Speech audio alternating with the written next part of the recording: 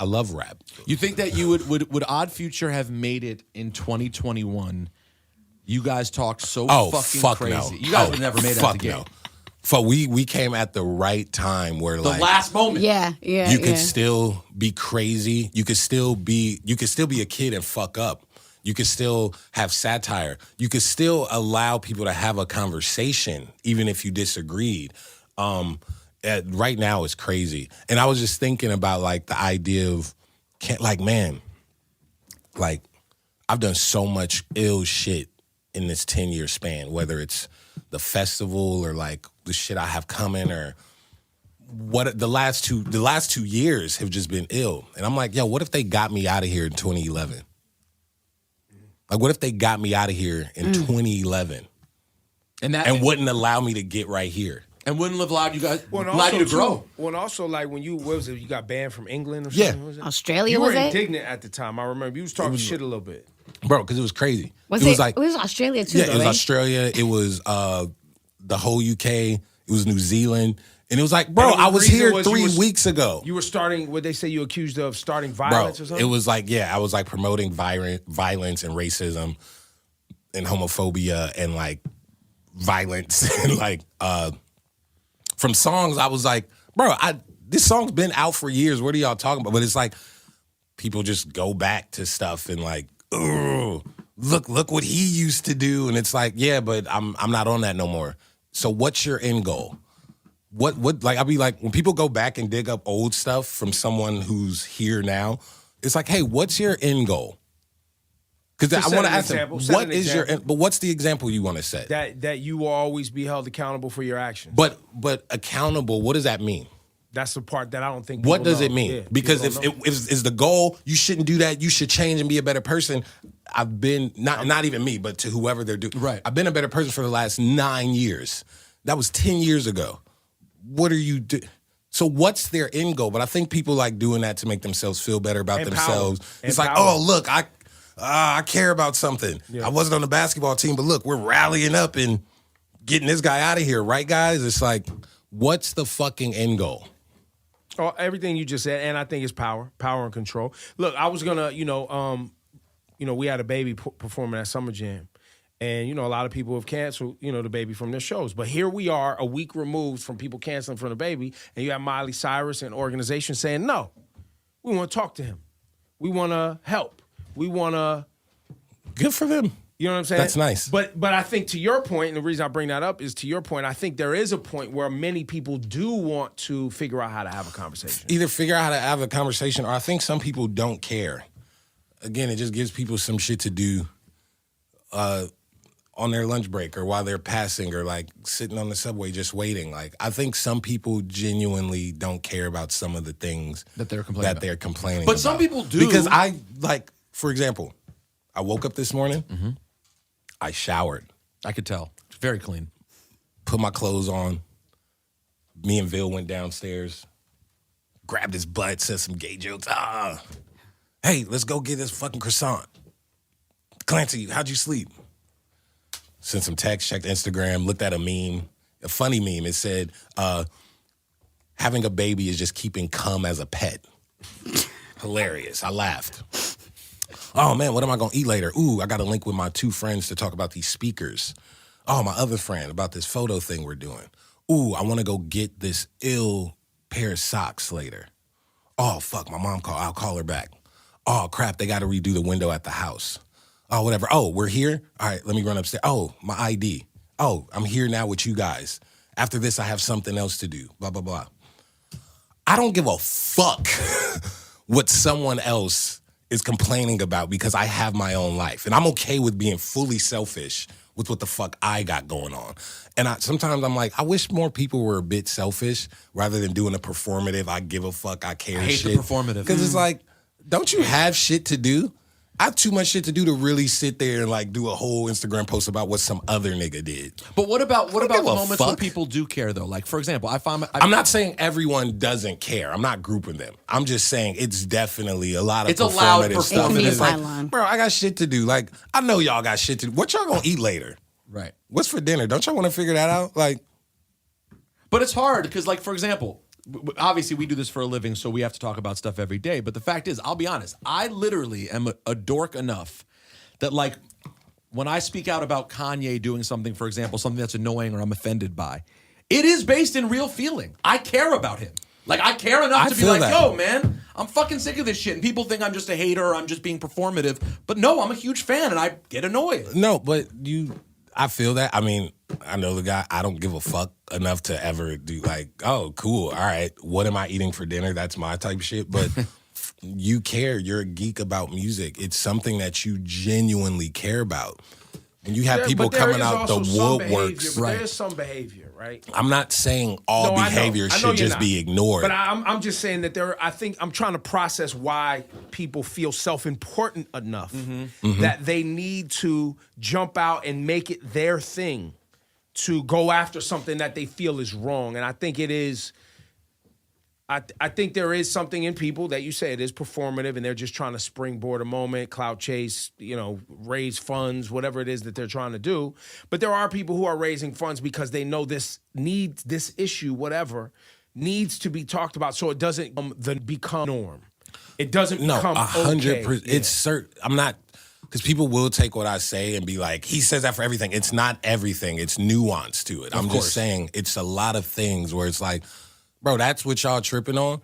Like that? It's real shit going on, and this is what you gonna give your energy to? Like, all right, do your thing. I'm gonna go do my thing. But when you got in trouble for things you said, right, and had to get yanked from touring or whatever happened to you, that recovery process for you or just learning during that process, how was that for you?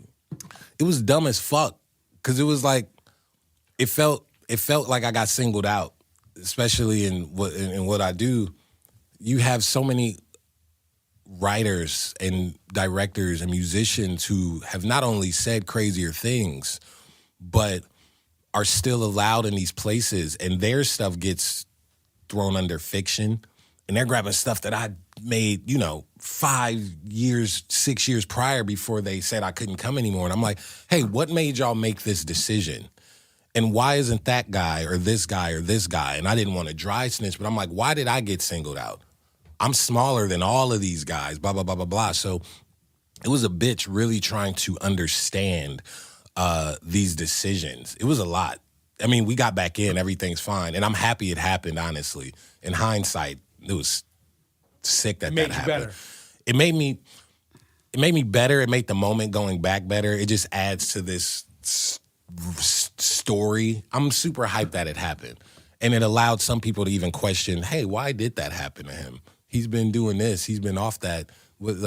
So, I don't know. Yeah, the lightning rod normally gets it. Whoever's the headline in the moment, for whatever reason, the lightning rod, that's if they can get at you. And it's important that you pointed that out, because there's certain artists that they don't feel like they could get after because they're... And I got, like, people don't realize, like, there's a lot of fans came more recently, so they think, it's cute, it's Flower Boy, like, no, I was canceled before it was just a hashtag on Twitter. Like, this is protest at shows. These are cops trying to pull me out. These are getting banned. Sponsorship This is me going to an airport, and it's a photo of me at all the kiosks saying, do not let this man get on the plane. This is a true thing. This isn't just like some little 14-year-old girl like, he said this word, we got to get him out of here. No, this is real life, like, government shit. Like, hey, Clancy, can we even get a jet out of this country? Like, having to take a train by myself to another country because I would, like, this is real stuff. This is like, I remember when I did the Mountain Dew commercial and Boyce Watkins was like, I don't like this. And I was out of here, like, gone. This wasn't like a corporation just waiting to see if all the tweets, like, build up. And it's like, okay, maybe we should pull them. This was like instant type stuff. So watching it from the chair I'm at now and watching it, see it happen to different people is just interesting, because I'm just like, fuck. They keep finding... new, and this isn't about anyone specific, because I know someone will take this out of context. But overall, you just see it's crazy. Well, we had a crazy early year. Yeah. Now that we talk about it, right? You know what is crazy? A lot of you still want to get Tyler, the Creator, canceled. And that is just, whew, that's just a scary thing to think about, because if you really break it down, we would not have gotten like the evolution. I think we talk about a lot of influencers like, Lil Wayne, Future, all these different artists, Lil Uzi Verts of the world. We always think about them and what they've influenced, but we never think about what Tyler the Creator gave us. And I think if Tyler the Creator got canceled back in 2011, we wouldn't have gotten Igor. We wouldn't have gotten this last album with Let Me Know How, like, we wouldn't have gotten Flower Boy. We wouldn't have gotten Goblin. It's such a crazy thing, It's your boy Wolf Sage. Thank you guys for jumping into this topic with me, because I just had to make this. It was just stirring in my body. So I was just like, you know what? Let me just put it out. Let me give my opinion. I honestly don't even like even talking about this subject, just because Tyler the Creator has given us so much. He's given us so much music, so much art from his, I remember back in 2011, like meeting him and seeing like the whole, not like meeting him, but actually like getting introduced to his music with the whole, with his first music video that came out. Was that Goblin? I don't know. I can't remember the name. That's so poorly of me. But I'm more of an admirer. As another artist, I'm more of an admirer of people that I respect their art. So seeing him, and honestly watching the Adult Swim show, because I'm like, yeah, you could be an artist, but I also want to see what you do outside of your art. If you can, if you're just a musician, that's cool. But if you claim to be like a well-rounded artist, or you say, hey, I'm interested in this and that, I'd at least like to, see some fruition of what you're into, especially if you get that sort of success that he's gotten.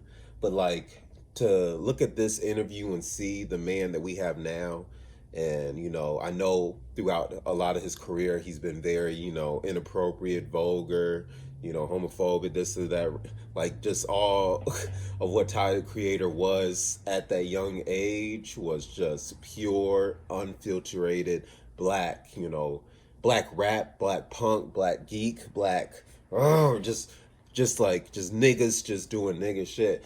And he was right in this interview. He had to grow up, he had to, change and evolve. He was getting a lot. I remember when he was getting banned everywhere. I remember when people were online saying this and that, no, we need to get him out of here, and oh, he's a weirdo. And especially when he was making a lot of the, homosexual comments. He was making a lot of comments, a lot of just, subliminals in his music and everything that was like, ugh, it just kind of like rubbed people the wrong way. I honestly thought he was trolling, and if he is bi or pan or homosexual, I really couldn't care. I like that dude as a person, and if we were friends, like, I'm that type of person too. I'll make all the gay jokes. I'll do all that stuff because I'm comfortable in my sexuality. You ain't gonna make me feel weird just because I want to. Yeah. So I'm like, me, like that's just. But far from it, his art really just speaks from his clothing to his style. Like, I honestly don't get how, like this dude, like I love you, Tyler, but you be looking goofy as hell sometimes. But I love those fits. You be putting some fits together, and now you like, oh, I wish if I was preppy, if not preppy, but if I was kind of like stylish like that, I'm like, I'd have to see if I could like get style. Like, I might probably like let that nigga like fashion me too, like dress me up, nigga.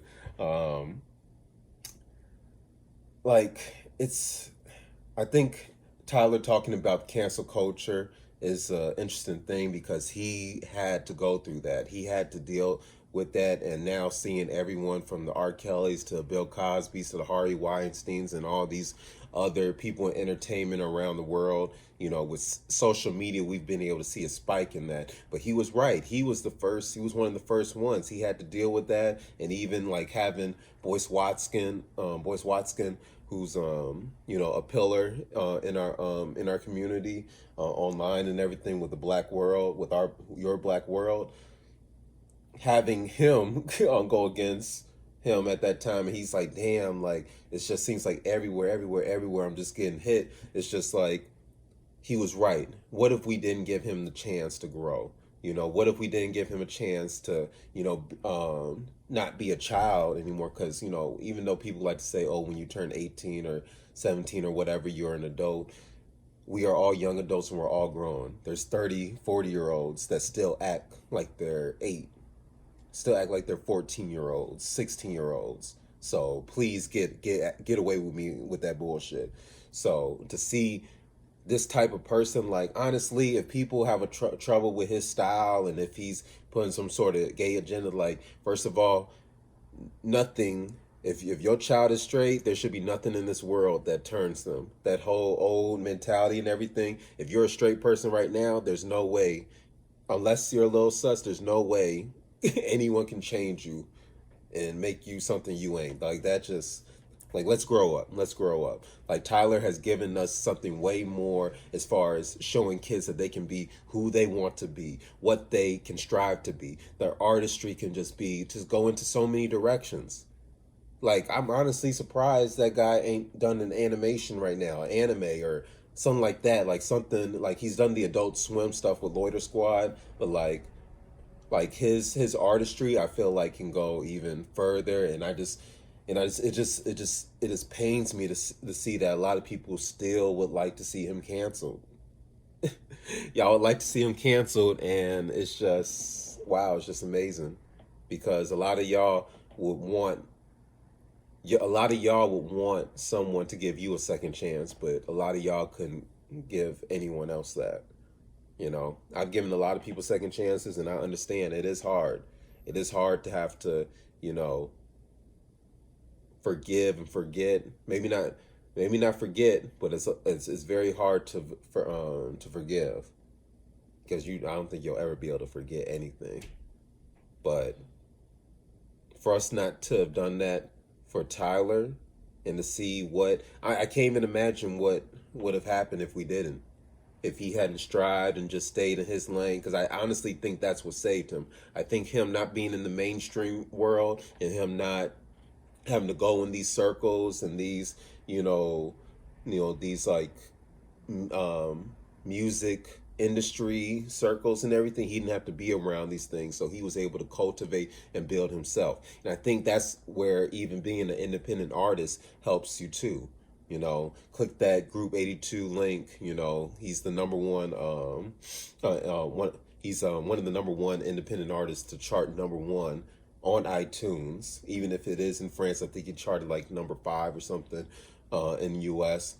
Check those, do your Googles, but click that link. He has all that different stuff that like show you what artists like Tyler the Creator had to do to get their brand up there. Like, and to have that longevity, like, you can be a weird kid, you can be a eccentric person. I think everyone else nowadays, when they think of, the regular person, they're like, oh, you're basic. I think the people that subscribe to these same old mentalities, whether it's racial, social, entertainment-wise, whatever, I think y'all are the basic ones. All of us who are out there, who are getting our daydreams and just having fun with this shit, we are the ones who aren't basic. So,